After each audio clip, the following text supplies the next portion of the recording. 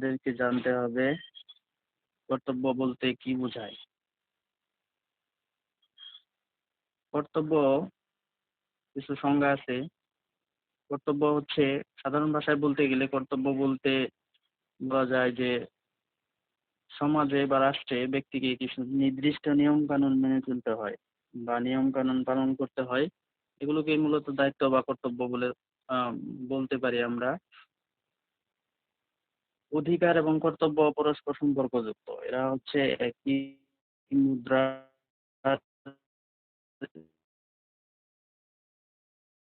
এপিঠ ওপিঠ মাত্র।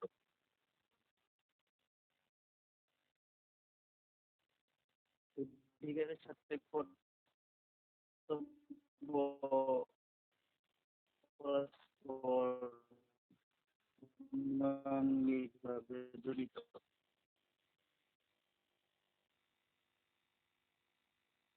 বাংলাদেশ সংবিধানের অনুচ্ছেদ 21 ধারায় বলা আছে, সংবিধান ও আইন মান্য করা, শৃঙ্খলা রক্ষা করা, নাগরিক দায়িত্ব পালন করা এবং জাতীয় সম্পদ। নাগরিকের যেমন ব্যক্তিগত অধিকার রয়েছে, তেমনি অপরের অধিকার সমূহ সংরক্ষণ, হস্তক্ষেপ না করাও নাগরিকের একান্ত কর্তব্য। এই বিষয়ে হল হাউস রাষ্ট্রবিজ্ঞানী উনি গুরুত্বপূর্ণ একটা কথা বলেছেন। তিনি বলেছেন, আমার যদি ধাক্কা না খেয়ে পথ চলার অধিকার থাকে তাহলে অপরের কর্তব্য আমাকে প্রয়োজন মতো জায়গা ছেড়ে দেওয়া। অধ্যাপক হেরল্ড জেলাস্কি কর্তব্য সংজ্ঞা দিন কল্যাণের জন্য কোনো কিছু করা বা না করার অধিকারকে বোঝায়। অতএব পরিশেষে আমরা বলতে পারি কর্তব্য সম্পর্কে যে রাষ্ট্র কর্তৃক প্রদত্ত অধিকার ভোগের বিনিময়ে নাগরিকদের রাষ্ট্রের প্রতি দায়িত্ব পালন করাকে কর্তব্য বলে। এমন আছে কর্তব্যের শ্রেণী কর্তব্য একে অপরের সাথে জড়িত।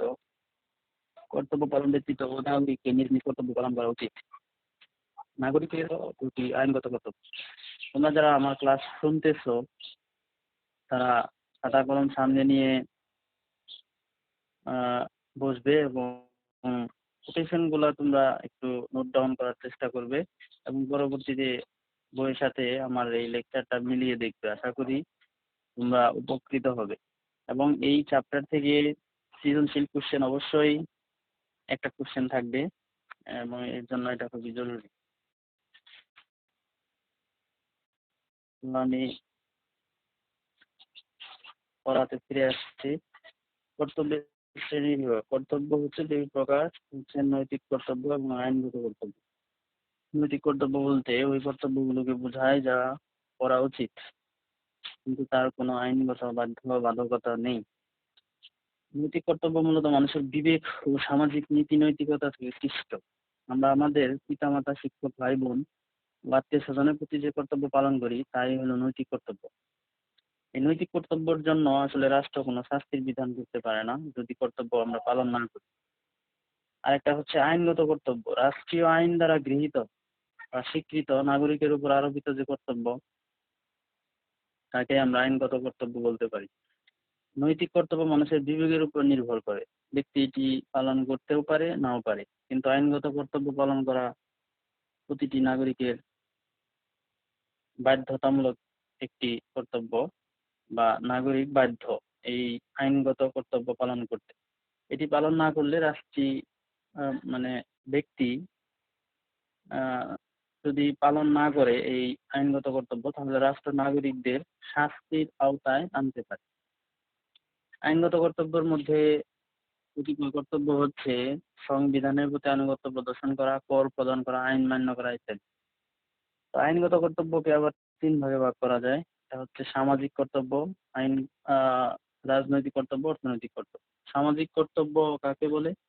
সামাজিক কর্তব্য হচ্ছে মানুষ যেহেতু সমাজে বসবাস করে এবং সমাজে বসবাস করার সুযোগে সে কিছু সুযোগ সুবিধাও পেয়ে থাকে, সমাজের মাধ্যমে সে বেড়ে ওঠে। তাই সমাজের সার্বিক কল্যাণার্থে কিছু কর্তব্য পালন এগুলো অপরিহার্য হয়ে ওঠে। অর্থাৎ সমাজকে সুশৃঙ্খল, সুন্দর ও কল্যাণকর করতে নাগরিকগণ যেসব কর্তব্য পালন করে সেগুলোকেই সামাজিক কর্তব্য বলা হয়। সামাজিক কর্তব্য সম্পর্কে আমি এখন আলোচনা করব। এক নম্বর হচ্ছে পরিবারের প্রতি কর্তব্য।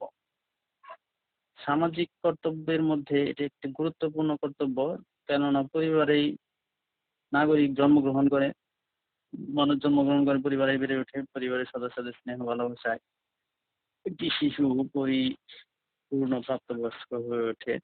তো এইখানে অবশ্যই পরিবারের প্রতি নাগরিকের কর্তব্য রয়েছে। ২ নাম্বার হচ্ছে সন্তানদের প্রতি কর্তব্য। প্রতিটি নাগরিকের অন্যতম কর্তব্য হলো সন্তানদের সুশিক্ষায় শিক্ষিত করা। সন্তানের সুশিক্ষা ছাড়া পরিবার, সমাজ, জাতীয় চরিত্র উন্নয়ন সম্ভব নয়। কেননা আজকের শিশুই আগামী দিনের ভবিষ্যৎ। সুতরাং সন্তানদের প্রতি আহ গুরুত্বপূর্ণ একটা কর্তব্য রয়েছে। এটা সামাজিক একটা কর্তব্য। সন্তান যাতে সুশিক্ষায় শিক্ষিত হয় এবং আগামী দিনের জাতির নেতৃত্ব দান করতে পারে, এই জন্য আহ সন্তানকে সুশিক্ষায় শিক্ষিত করে এবং তাকে ভালো মানুষ হিসেবে গড়ে তোলার যে কর্তব্য রয়েছে, এটা সামাজিক কর্তব্যের অন্তর্ভুক্ত। সমাজের প্রতি কর্তব্য, সমাজের প্রতি মানুষের কিছু কর্তব্য রয়েছে। কেননা প্রাকৃতিক দুর্যোগ, মহামারী শুরু হলে মানবতার সেবায় দায়িত্ব পালন করা এটা প্রতিটি সচেতন মানুষের কর্তব্য। তারপরে বিভিন্ন সামাজিক আচরণ বিধি মেনে চলা সমাজে বসবাসকারী মানুষের একান্ত কর্তব্য। প্রতিটি মানুষেরই এলাকায় শান্তি, অগ্রগতি ও উন্নয়নের জন্য বিভিন্ন সেবামূলক কাজে অংশগ্রহণ করা উচিত। এগুলা সামাজিক কর্তব্য বা সমাজের প্রতি কর্তব্যের আওতাভুক্ত। ৪ নম্বর হচ্ছে প্রতিবেশীদের সাহায্য করা। মানুষ কোনো যদি বিপদে পড়বে, কোনো বিপদে পড়লে তাদেরকে সাহায্য সহযোগিতা করা। কোনো ব্যক্তি সুখে দুঃখে যখন প্রতিবেশীরা সাহায্য সহযোগিতা করে, তখন ওই ব্যক্তিরও উচিত প্রতিবেশী সুখে দুঃখে তাদের পাশে থাকা। সামাজিক প্রতিষ্ঠান গঠন করা। সমাজের সদস্য হিসেবে নাগরিকগণ সমাজ উন্নয়নের জন্য বিভিন্ন সংঘ, সমিতি ও সংগঠন গড়ে তুলতে পারে। আর এসব প্রতিষ্ঠান সমাজের বিভিন্ন উন্নয়নমূলক কাজে নিয়োজিত থেকে সমাজকে সুশৃঙ্খল করে গড়ে তুলতে সাহায্য করতে পারে। এরপর আসবো রাজনৈতিক কর্তব্য। রাজনৈতিক কর্তব্য হচ্ছে রাষ্ট্রের নাগরিকগণ রাষ্ট্রের সদস্য হিসেবে যেসব কর্তব্য পালন করে সেগুলোকে রাজনৈতিক কর্তব্য বলা হয়। রাজনৈতিক কর্তব্যগুলো আমি নিম্নে আলোচনা করতেছি। ১ নম্বর হচ্ছে রাষ্ট্রের প্রতি আনুগত্য প্রদর্শন করা। রাষ্ট্রের বসবাসকারী প্রতিটি নাগরিকের উচিত রাষ্ট্রের প্রতি আনুগত্য প্রদর্শন করা। আনুগত্য প্রদর্শন করার মানে হলো রাষ্ট্রের প্রতি নিজেকে সমর্পণ করা, রাষ্ট্র ও নিজের অস্তিত্বকে এক করে ভাবা। ২ নম্বর রাষ্ট্রের আইন মেনে চলা। রাষ্ট্রের প্রচলিত আইনের প্রতি শ্রদ্ধাশীল থাকতে হবে। কেননা রাষ্ট্রের আইন অমান্য করে চললে রাষ্ট্রে বিশৃঙ্খলা দেখা দেবে, রাষ্ট্রে বসবাসকারী মানুষের স্বাভাবিক জীবন চলায় বাধার সৃষ্টি হবে, সর্বোপরি রাষ্ট্রের অগ্রগতি ব্যাহত হবে। সুতরাং রাষ্ট্রের আইন মেনে চলা এটা রাজনৈতিক কর্তব্যের আওতাভুক্ত। ৩ নম্বরে আসি, ভোটাধিকার প্রয়োগে সৎ থাকা। আধুনিক গণতান্ত্রিক শাসন ব্যবস্থায় ভোটাধিকার নাগরিকের একটা গুরুত্বপূর্ণ অধিকার। আর এটি প্রয়োগে নাগরিকের সততা একান্ত প্রয়োজন। কারণ নাগরিক সঠিক বিচার বিশ্লেষণ করে ভোট না দিলে অসৎ ও অযোগ্য প্রার্থী নির্বাচিত হবে। অযোগ্য নির্বাচিত প্রার্থীদের সমন্বয়ে যে সরকার গঠিত হবে, সেই সরকার দেশ ও জাতির কল্যাণে কাজ করতে পারবে। সুতরাং ভোটাধিকার যখন আমরা প্রয়োগ করব, তখন দেখতে হবে যাতে এই ভোটটা সৎ ও যোগ্য প্রার্থী নির্বাচনের ক্ষেত্রে ব্যয় হয়। এই ভোটের যে অধিকারটা আসলে এইভাবে আহ প্রয়োগ করা উচিত। ৪ নাম্বার হচ্ছে রাষ্ট্রের কল্যাণে সেবামূলক কাজ করা। কোন রাষ্ট্রের কোনো দুর্যোগ ও সংকট মুহূর্তে রাষ্ট্রের পাশে দাঁড়ানো এটা নাগরিকের অন্যতম কর্তব্য। রাষ্ট্র ও মানবতার সেবায় নিজেকে নিবেদন করতে পারলেই নাগরিক জীবনের সার্থকতা। তাই নাগরিকের উচিত প্রত্যেকের সামর্থ্য অনুযায়ী বিভিন্ন সেবামূলক কাজে নিজেকে নিয়োজিত করা। ৫ নম্বর হচ্ছে সরকারি কাজ যথাযথভাবে পালন করা। রাষ্ট্রে বসবাসকারী নাগরিকগণ সরকারি কাজ সঠিকভাবে পালন না করলে রাষ্ট্রে প্রশাসনিক অচল অবস্থা দেখা দেয়। নাগরিকগণ যদি সততা ও নিষ্ঠার সাথে কাজ করে, তাহলে রাষ্ট্রের উন্নয়ন ও অগ্রগতি ত্বরান্বিত হয়।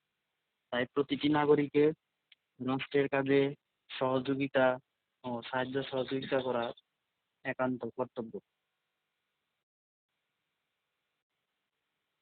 ৬ নম্বর আছে জাতীয় সম্পদের রক্ষণাবেক্ষণ করা। জাতীয় সম্পদের রক্ষণাবেক্ষণ করা নাগরিকের অন্যতম কর্তব্য। কারণ সরকারি সম্পদ বলে সাধারণত অনেকে অসচেতন অনেক অসচেতন মানুষ অবহেলা করে, কিন্তু এটা উচিত না। কারণ জাতীয় সম্পদ, এটা মনে রাখতে হবে, এগুলো আমাদেরই সম্পদ। কেননা সরকারের সম্পদ মূলত এটা জনগণেরই সম্পদ। তাই জাতীয় সম্পদ রক্ষণাবেক্ষণ করা প্রতিটি নাগরিকের একান্ত কর্তব্য। যেমন বিআরটিসি, বাংলাদেশ রেলওয়ে, মহাসড়ক, বিভিন্ন সেতু, বনভূমি ইত্যাদি আমাদের জাতীয় সম্পদ। তারপরে আমরা এখানে এখন আলোচনা করব অর্থনৈতিক কর্তব্য। অর্থনৈতিক কর্তব্য সম্পর্কে আধুনিক রাষ্ট্র হলো কল্যাণমূলক রাষ্ট্র, জনকল্যাণের রাষ্ট্রগুলো কাজ করে যাচ্ছে। রাষ্ট্রের জনগণ রাষ্ট্র পরিচালনার ক্ষেত্রে এখন বর্তমানে সরকার অনেক ব্যয় এর সম্মুখীন হচ্ছে, এবং রাষ্ট্রের জনগণ এই ব্যয়ের একটা বিরাট অংশ দিয়ে থাকে। রাষ্ট্র পরিচালনার জনগণের অর্থনৈতিক সাহায্য দেওয়া হয় অর্থনৈতিক কর্তব্য। অর্থাৎ রাষ্ট্রের উৎপাদন, বন্টন ও বিনিয়োগ কাজে নাগরিকের অংশগ্রহণকে অর্থনৈতিক কর্তব্য বলা হয়। অর্থনৈতিক কর্তব্য কয়েকটা এখানে আমি আলোচনা করব। এক নম্বর হচ্ছে খাজনা ও কর প্রদান করা। রাষ্ট্রের উন্নয়ন ও জনকল্যাণে সুনিশ্চিত করার জন্য প্রতিটি নাগরিকের নিয়মিত খাজনা প্রদান করা উচিত। নাগরিক যদি নিয়মিত কর প্রদান করে তাহলে রাষ্ট্রের অর্থনৈতিক দিক স্বয়ংসম্পূর্ণ হবে। তারপর 2 নম্বর আছে ব্যবসা বাণিজ্য করা। রাষ্ট্রের প্রতিটি নাগরিক রাষ্ট্রের নাগরিক হিসেবে প্রতিটি নাগরিকের আইন মেনে ব্যবসা বাণিজ্য করার অধিকার রয়েছে, যার মাধ্যমে নাগরিক নিজে আর্থিকভাবে লাভবান হবে এবং দেশের উন্নয়নে সহায়তা করতে পারবে। 3 নম্বর হচ্ছে কৃষি উৎপাদন করা। বাংলাদেশ কৃষি প্রধান দেশ। দেশের আনাচে কানাচে অসংখ্য কৃষি জমি রয়েছে। কৃষি কাজ করে উৎপাদন করা সম্ভব। উৎপাদিত ফসল এগুলো বিক্রি করে বিদেশে রপ্তানি করে প্রচুর বৈদেশিক মুদ্রা অর্জন করা সম্ভব, যার মাধ্যমে জাতীয় উন্নয়নের অংশীদার হওয়া যায়। 4 নম্বর হচ্ছে শিল্প কারখানা গড়ে তোলা। শিল্প কারখানা স্থাপনের মাধ্যমে দেশের প্রতি কর্তব্য পালন করা যায়। সামর্থ্যবান ব্যক্তিগণ শিল্প কারখানা স্থাপন করে দেশের উন্নয়নে কর্তব্য পালন করতে পারে। এতে ব্যক্তি নিজে আর্থিকভাবে লাভবান হবেন, পাশাপাশি দেশের কর্তব্য পালন করাও হবে এবং দেশের বেকার কর্মসংস্থান হবে বেকারদের, এবং অর্থনৈতিক গতিশীলতা বৃদ্ধি পাবে। 5 নম্বর আছে জনকল্যাণে অর্থের যোগান দান। রাষ্ট্রের কল্যাণে সরকার অনেক সময় বিভিন্ন উন্নয়নমূলক কাজে হাত দেয়।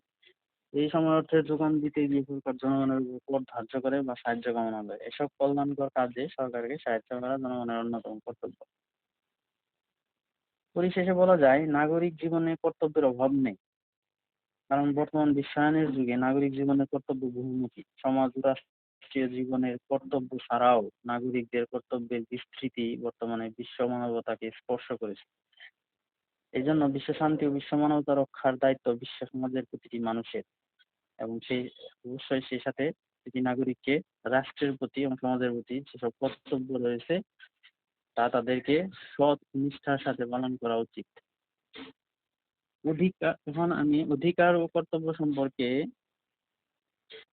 অধিকার এবং কর্তব্যের মধ্যে যে পার্থক্য রয়েছে আমি বা সম্পর্ক রয়েছে আর কি, সম্পর্ক সম্পর্কে আলোচনা করবো। অধিকার এবং কর্তব্যের সম্পর্ক কি? শরীর ও আত্মার মধ্যে যেমন সম্পর্ক রয়েছে, অধিকার এবং কর্তব্যের মধ্যে ঠিক তেমন সম্পর্ক নিহিত। অধ্যাপক লাস্কি অধিকার কর্তব্যের মধ্যকার নিম্নলিখিত সম্পর্কের কথা উল্লেখ করেছেন। একজনের অধিকার অন্যজনের কর্তব্যের সাথে জড়িত। যদি একজনের অধিকার থাকে তবে সেই অধিকারের সাথে অপরের কর্তব্য জড়িত। একজনের অধিকার ভোগের ক্ষেত্রে অন্যের বাধা হয়ে দাঁড়ানো উচিত নয়। উদাহরণস্বরূপ, আমি যদি জীবন ধারণের অধিকার ভোগ করি তবে এক্ষেত্রে অপরের কর্তব্য হলো আমার জীবন ধারণের ক্ষেত্রে হুমকি হয়ে না দাঁড়ানো। অধিকার ও কর্তব্য পরস্পর সম্পর্কযুক্ত। অধিকার ভোগ করলে কর্তব্য পালন করতে হবে। অপরের সাথে আমরা যেমন আচরণ করবো ঠিক তেমনি আমরাও অপরের কাছ থেকে অনুরূপ আচরণ পাবো। যদি অন্যের জীবন ধারণের ও নিরাপত্তার অধিকার থাকে তবে আমাদের কর্তব্য হলো তাদের জীবন ধারণের ও নিরাপত্তার অধিকারের ক্ষেত্রে হুমকি হয়ে না দাঁড়ানো। অন্যের অধিকারের প্রতি সঠিকভাবে শ্রদ্ধা প্রদর্শন করা আমাদের কর্তব্য। তারপরে রাষ্ট্র প্রতিটি নাগরিকের অধিকার নিশ্চিত করবে, কিন্তু একই সাথে প্রতিটি নাগরিকের উচিত প্রতিটি অধিকারের সদ্ব্যবহার করে সমাজের কল্যাণ সাধন করা। যেমন, যদি আমার ভোটাধিকার থাকে তবে আমার উচিত সৎ প্রার্থীকে ভোট প্রদান করা।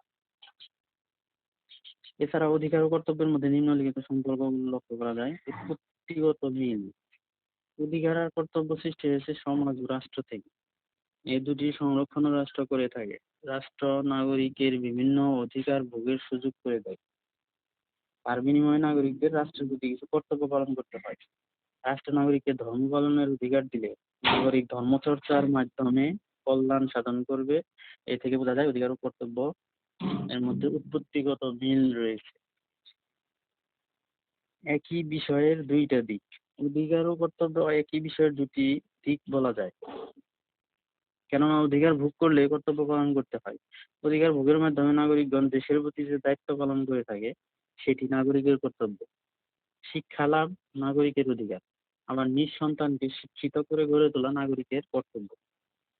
সর্বজনীন, অধিকার ও কর্তব্য ব্যক্তিকেন্দ্রিক নয়, এই দুইটি সর্বজনীন। রাষ্ট্রের সবাই অধিকার ভোগ করতে পারে, তেমনি সব নাগরিকই রাষ্ট্রের প্রতি তার কর্তব্য পালন করতে পারে। তারপর হচ্ছে এই দুইটার অনুপস্থিতিতে বিশৃঙ্খলার সৃষ্টি হয়।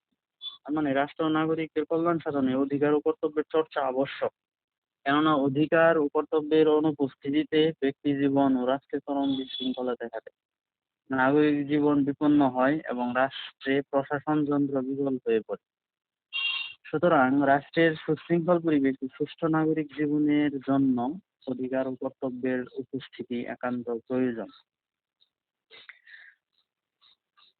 পরিশেষে বলা যায় অধিকার ও কর্তব্য একে অপরের সাথে অঙ্গাঙ্গিভাবে জড়িত, মানে একটা মুদ্রার এপিঠ ওপিঠ মাত্র।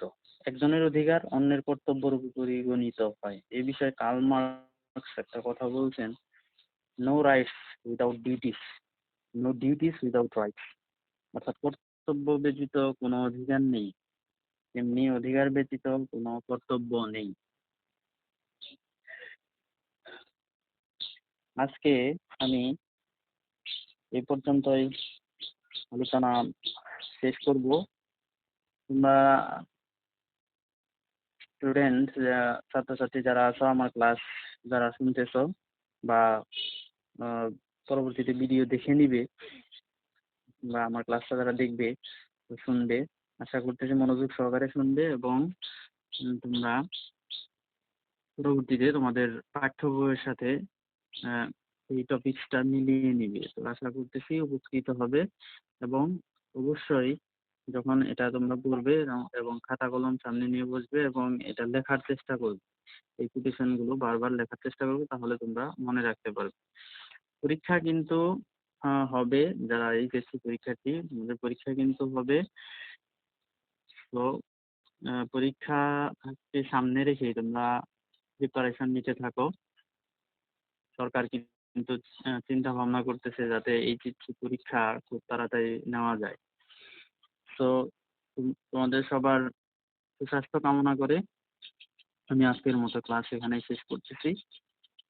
সবাই ভালো থেকো, সুস্থ থাকো। আল্লাহ হাফেজ।